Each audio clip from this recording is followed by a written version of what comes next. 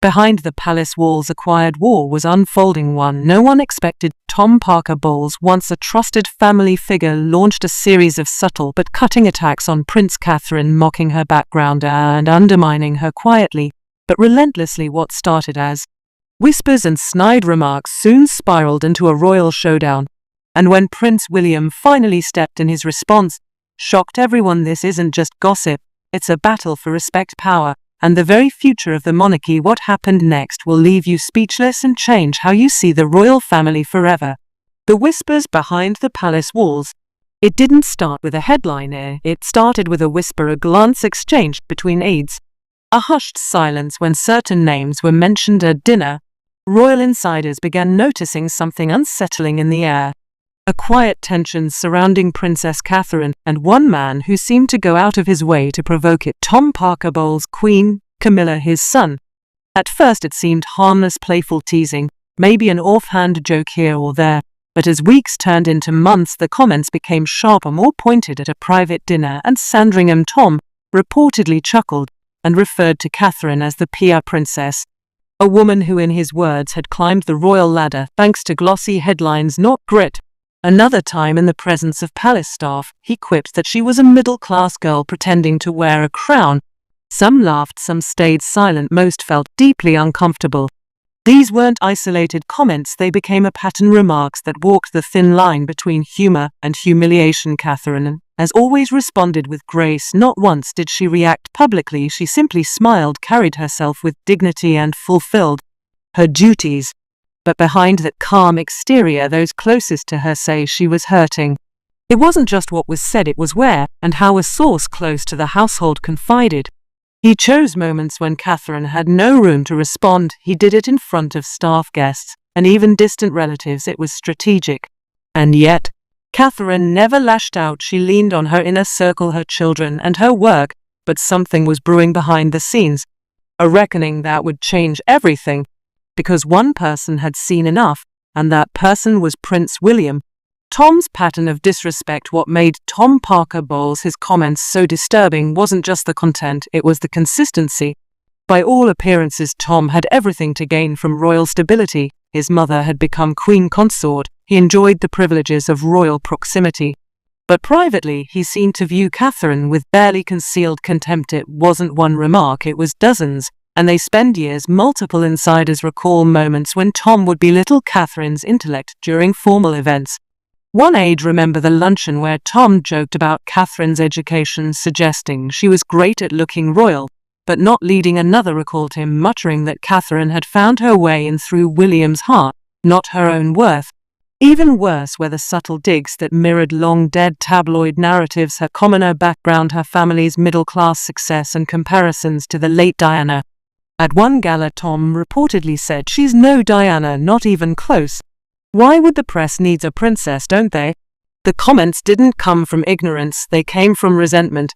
And the people around them noticed. Those working closest to the royals began referring to Tom as the ghost of old monarchy, a reminder of the outdated classist attitudes the crown had tried to shed. His words weren't just rude, they threatened to undo the modern image the firm had worked so hard to build. And still Cannon said nothing. That silence ironically seemed to enrage Tom even more.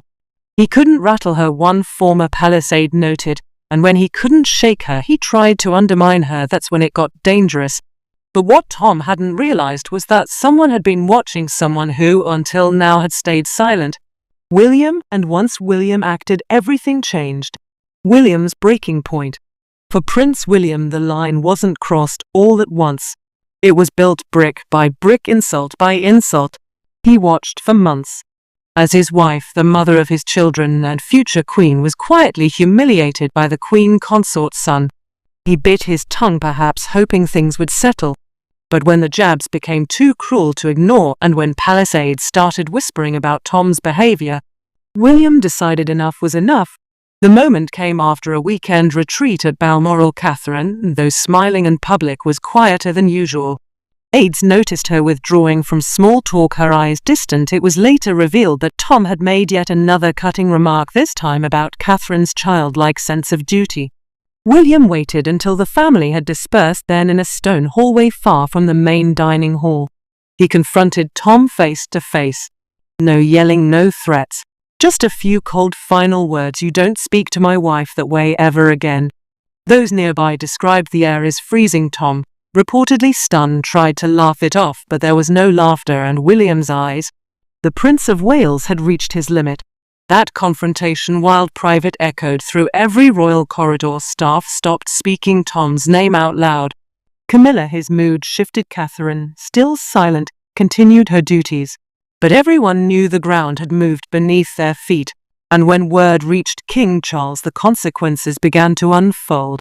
The king takes a side. King Charles had heard rumors before, but this time the words weren't whispered, they were delivered directly by his own son. When Charles was told about William's private confrontation with Tom Parker Bowles, he didn't speak, he didn't react, he simply sat in his study at Highgrove looking out the window in silence for nearly an hour. He knew what it meant. For years, Charles had worked tirelessly to stitch together two separate lives, his own legacy and Camilla, as he had fought for her public acceptance, pushed for her place beside him, and tried to integrate her children into the institution. But now the cost of that inclusion had landed at his feet, and it threatened the monarchy's most stable pillar, Princess Catherine. Privately, Charles admitted to aides, "She is the future. The line ends with her." And in that moment it became clear. He would choose the crown over Camilla's family. Insiders say Charles called William the next day, not to question him, but to express quiet support. He thanked him for standing up for Catherine. "She has shown more royal discipline than most born into it," he reportedly said.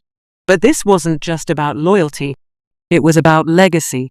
Charles, already dealing with public concern over his health and the growing popularity of William and Catherine, knew that the line of succession could not be tainted by internal division.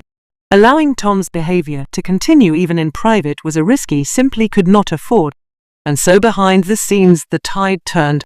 Charles didn't publicly rebuke Tom, but the gears of royal consequence began to turn in silence. Calls were made, guest lists quietly adjusted, and Tom Parker Bowles, once a familiar face around Windsor, began to vanish from view. Camilla, for the first time, was left standing in the middle court between her son and the man who made her queen. And the damage had only just begun. Camilla's heartbreak and loyalty split.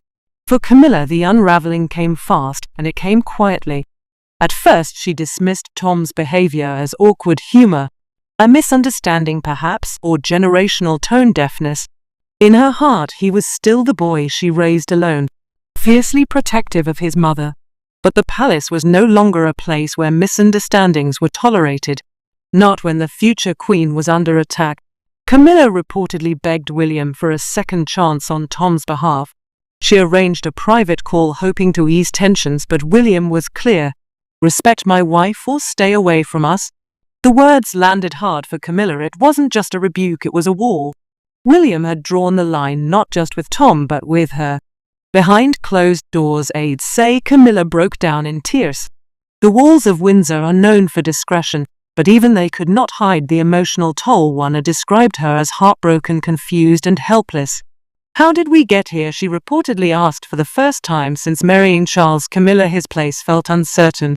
Not because the public rejected her, but because her own son's actions had poisoned the trust she had built within the family. To make things worse, she could no longer protect Tom. Charles, though calm and public, had made up his mind. The damage was too deep. Camilla's loyalty to her son clashed directly with her duty to the crown, and there was no middle ground. As her son faced consequences, Camilla was left isolated. Her once growing influence suddenly stalled. A relationship with William, always delicate, became brittle. Her place beside Charles now felt more ceremonial than secure, and yet she never publicly condemned Tom. That silence, in the eyes of many inside the From, was its own statement. The palace's silent retaliation. No press release, no statement, no tabloid leak. The monarchy, true to form, struck not with scandal, but with silence. In the weeks following William's confrontation and Charles's quiet support of Catherine, Tom Parker Bowles began to disappear. One by one his public roles began to evaporate. Royal charity boards, patronage, as even private advisory circles. His name was quietly removed. Invitations stopped arriving. His familiar seat at Windsor family events went unspoken, for he was no longer listed in official palace briefings. One photographer who had covered royal events for over a decade remarked it was like he'd been erased in real time. And the public most didn't notice it first. That's how the palace operates. Reputation isn't destroyed by headlines, it fades in silence. But those watching closely, especially the royal press corps, understood what was happening, and when photos of Tom began vanishing from the royal collections of galleries online, the message couldn't be missed. He hadn't just been pushed aside, he had been exiled. One insider put it plainly. He crossed the future queen. There's no coming back from that. There were no protests, no defenses from Camilla, only a strained smile at her next public appearance, and a slight hesitance in her step. She knew the cost, and she painted quietly. Meanwhile, Catherine carried on, poised, radiant and untouched by the firestorm raging behind palace doors. The very silence that once made her an easy target now became her greatest shield. She didn't need to retaliate. The crown had already done it for her. Catherine's silent strength through every whisper, every cold glance and every snide remark. Catherine stood unwavering. Behind her composed public smile was a woman who quietly endured what many would crumble under. Friends and insiders reveal that despite the hurt, Catherine never once responded with bitterness or confrontation. Instead, she channeled her energy into what she did best: her family and her royal duties.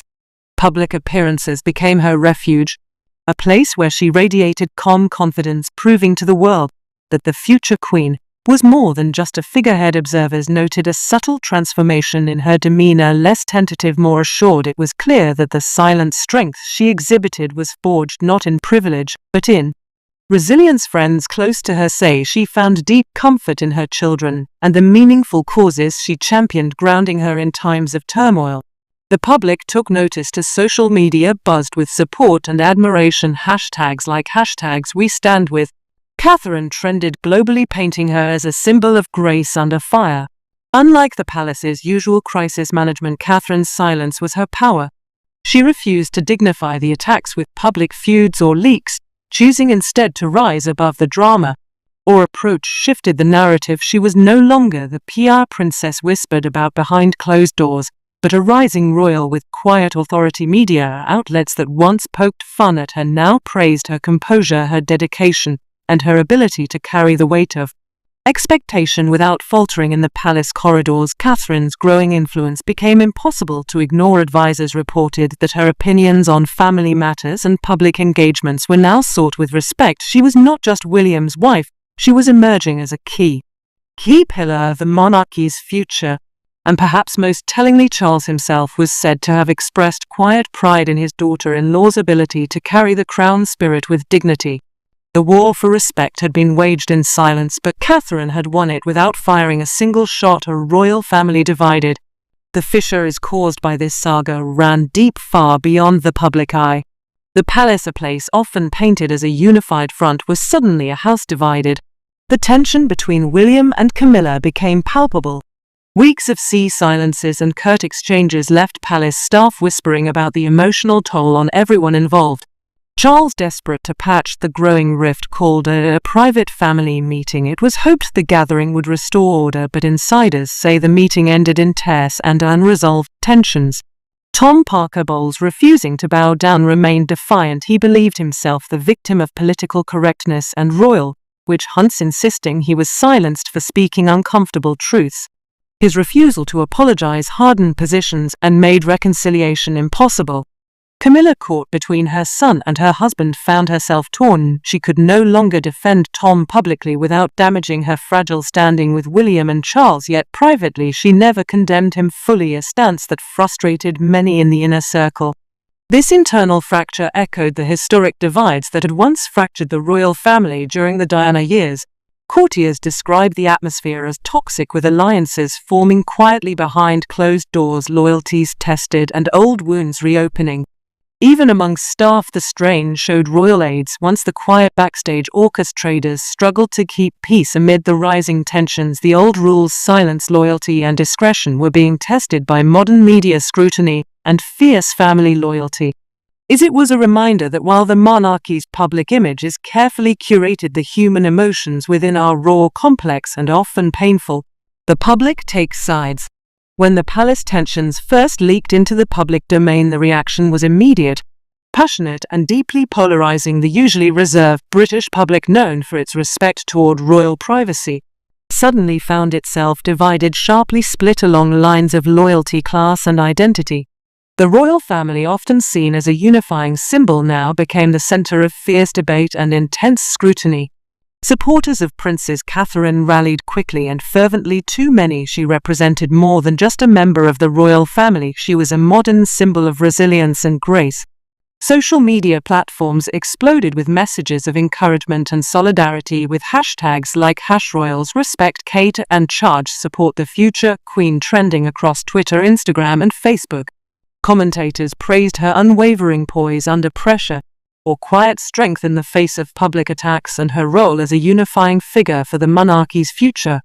For these supporters, Catherine's journey was seen as a triumph not just of love or duty, but of personal merit and dedication. She was in their eyes a royal who had earned her place not by birthright, but by unwavering commitment. On the opposite side, Tom Parker Bowles found himself the target of harsh criticism. His detractors condemned his behavior as a blatant display of old-school snobbery and entrenched elitism, accusing him of embodying the very classist attitudes the monarchy is increasingly trying to distance itself from. His remarks about Catherine, once disguised as humor, or now exposed for what many consider cutting and cruel, disrespectful, not only to Catherine, but to the monarchy itself. The age-old narrative of commoner versus aristocrat was thrust back into public conversation, igniting fierce debates about the monarchy's relevance, inclusivity, and modernization in the 21st century. Critics questioned whether the royal institution was truly evolving, or merely clinging to outdated hierarchies that alienate a large part of the population. Unexpectedly, even some long-time monarchists began expressing unease about Camilla, his role as queen consort. Polls revealed a growing discomfort with her influence within the palace, fueled in part by perceptions that she had failed to rein in Tom's disrespectful conduct. Questions were raised in whispered tones and public forums alike. Was Camilla, his loyalty, misplaced? Had she underestimated the damage caused by these internal family conflicts? For many, the image of a cohesive, supportive consort was replaced by one of a figure caught between family allegiance and institutional survival. This debate extended beyond Britain's shores.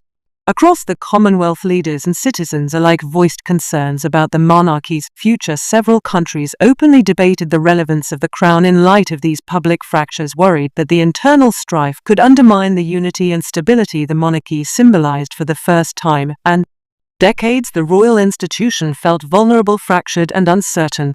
Adding fuel to the fire was an insatiable media frenzy. Headlines around the world fixated on every detail of the unfolding drama, from palace insiders' whispers to expert analyses dissect years setting the monarchy's fragile state. Royal watchers, critics, and fans alike pondered a critical question: could this scandal mark the beginning of a profound shift in the royal family's dynamics? The once untouchable facade had cracked, exposing a monarchy struggling to reconcile tradition with a rapidly changing public landscape. Legacy. Rewritten in silence as Tom Parker Bowles quietly faded from public view, removed from the center of royal life, with barely a public explanation, something far more profound was unfolding behind palace doors. What appeared on the surface as a scandal was in truth a pivotal turning point, a subtle but seismic shift in the very fabric of the British monarchy. In the eye of this storm stood Prince William and Princess Catherine.